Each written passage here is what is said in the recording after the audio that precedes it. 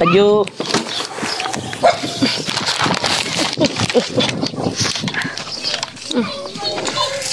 Alan! Juga sadin. Ito sadin na tawaga. Dali. Dali.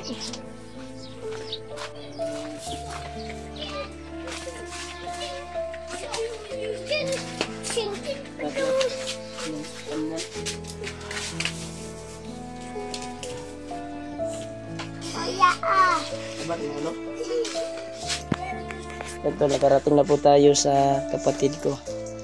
Ito po yung sitwasyon niya ngayon. Wala talang ko. Magpalit ako tambal. Tambal at tita Dilay. Tol, isang mapagpalang araw sa inyo lahat, tol. Nandito po tayo sa Mercury Drug ngayon para bumili ng gamot sa ating kapatid dahil kalalabas lang niya sa ospital. Kaya bilhan natin siya ng gamot dahil may dugo po kanyang ulo. Yung gamot na bibili namin ay mamahalin, tag-1 yung isa, tag-200 kapit. Neuroid ba yan? Neuroid at amoxicillin. At yung isa yung sa laban, sa ulo ba? Kung anong pangalan dahil nandun po sa loob yung asawa ko nasa loob sa Mercury Drug bumili ng gamot. Nandyan sa loob, tol. Dito lang kami naghintay ng anak ko. Agad-agad akong lumusog kaninang umaga para makatulong sa kapatid ko. Sobra pong mamahalin po yung gamot na binili namin. Yung resita niya ay mahal.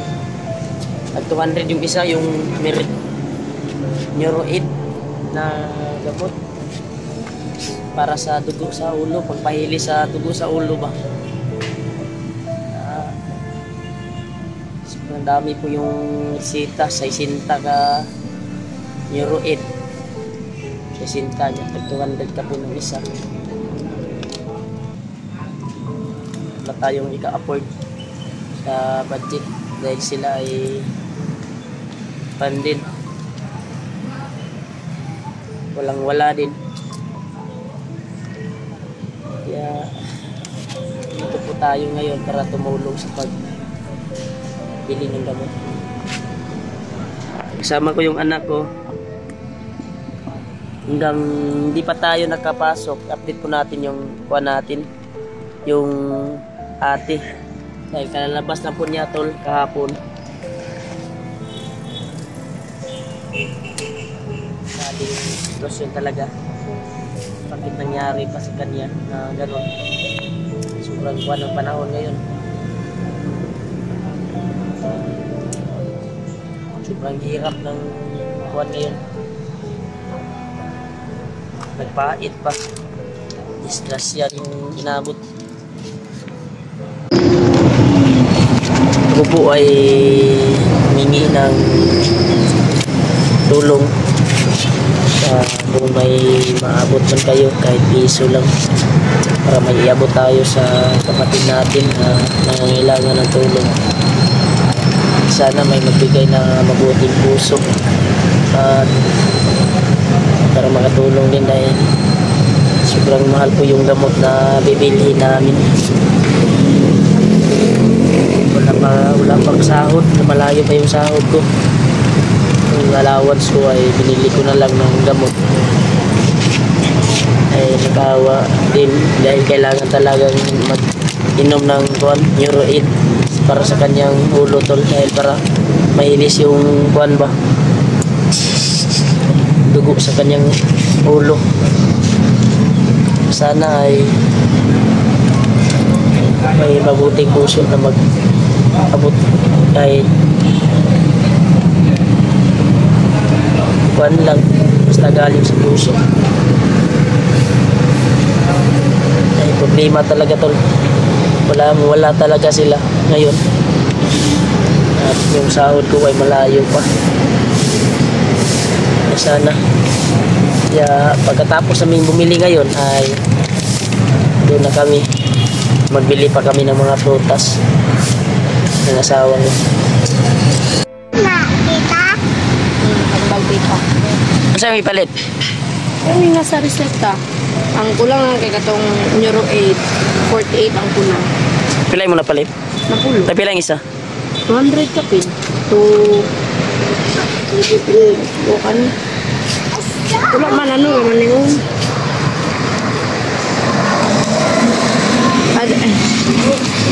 Wait lang, Adre.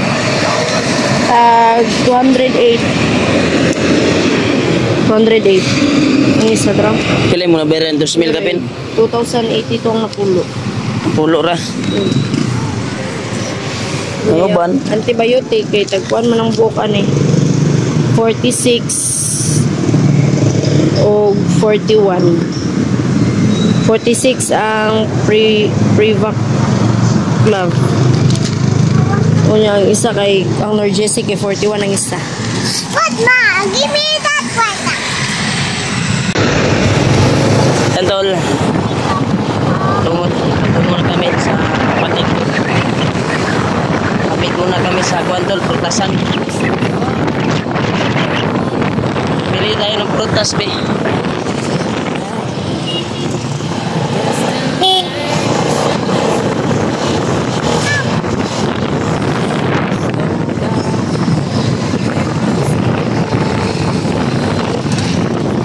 Tara, prutasan. Masa ka prutas, be?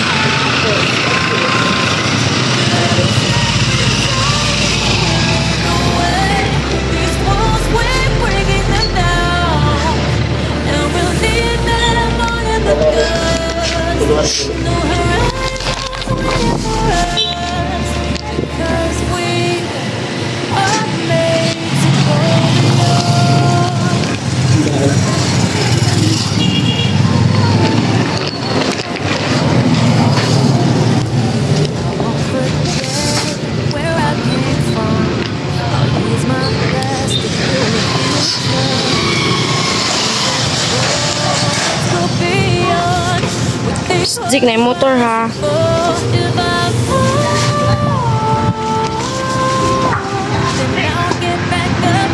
Panay motor pang.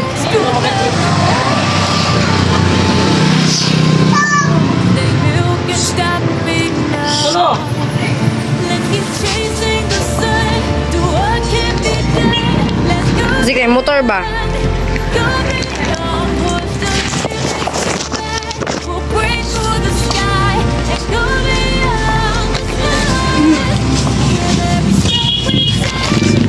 Si dagan ba magani? Salamat.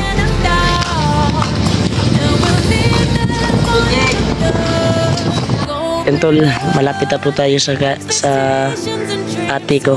Kaya dito na tayo mag-video, tol, malapit sa bahay nila. Patungo na tayo para iyatin natin itong mga prutas na dala natin at gamot para sa kanyang ulo. Kaya hawakan mo, be. Hawabi ba sit down?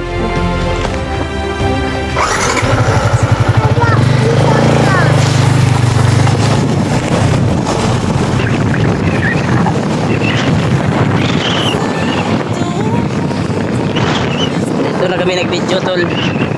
Lapit sa kanila. Para hindi tayo matrace ng mga kalaban o mga bandido. Kaya super mahal talaga yung isang tambal na kuwan, Euro 8 sa to dahil Euro 8. Nag 200 kapin ng isa. Yung nabili namin ay Lucy pa. Dahil mamahalin talaga.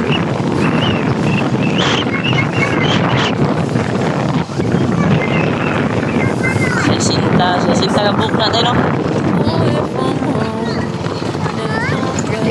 Yan tol, nalito na po tayo.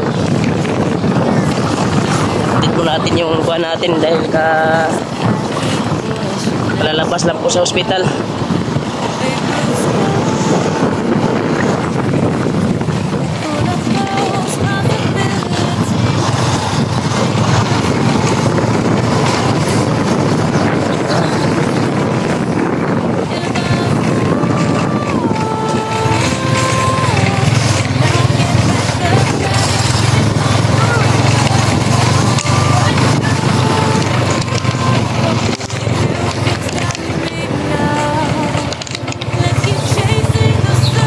Yan, dito na po tayo sa bahay nila. Ma. Adyo.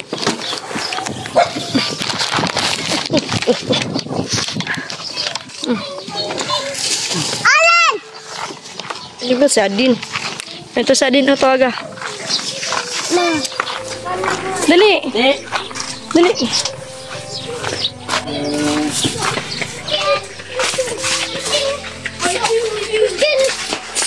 Dito.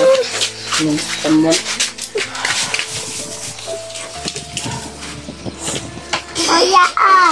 Sabat mo, no? Ito, nakarating na po tayo sa kapatid ko. Ito po yung sitwasyon niya ngayon. Naidakop ito eh. Sobrang mamahalin po yung tambal na para sa kanyang ulo. Tag 200 kapin. Kaya kung may gustong mag-abot dyan na tulong para sa kapatid ko dahil malayo pa yung sahod natin. Ara ang ulo ni Mama ya. Yung kulang na lang yung kuan, new red betul eh. Blue. No blue no. Mama ko. Kena mo na.